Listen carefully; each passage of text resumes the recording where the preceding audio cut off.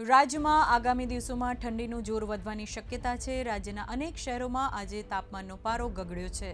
10 degree સાથે કંડલા સૌથી ઠંડુ શહેર રહ્યું છે, તો દાહોદમાં 12.8, ડાંગમાં 13.1 ડિગ્રી તાપમાન નોંધાયું છે। રાજ્યના મોટાભાગના શહેરોના લઘુત્તમ તાપમાનમાં ધરખમ ફેરફાર પણ જોવા મળ્યો છે। અમદાવાદમાં 16.5, વડોદરા અને અમરેલીમાં 15.4, જ્યારે રાજકોટમાં 2 ડિગ્રી ઘટીને તાપમાન 15.8 ડિગ્રી થયું છે, તો ગાંધીનગરમાં પણ તાપમાન ગગડી 15.5 ડિગ્રી થયું છે। હવામાન વિભાગના જણાવ્યા મુજબ રાજ્યમાં સૌરાષ્ટ્ર, કચ્છ અને દીવ તથા દાદરાનગર અને હવેલી સંઘ પ્રદેશોમાં છેલ્લા 24 કલાક દરમિયાન હવામાન સૂકું અને વાદળછાયું રહેશે। ભારતીય હવામાન વિભાગે દિલ્હી, હરિયાણા, ચંદીગઢ, મહારાષ્ટ્ર, મરાઠવાડા અને પંજાબના કેટલાક ભાગોમાં ઠંડીની આગાહી કરી છે।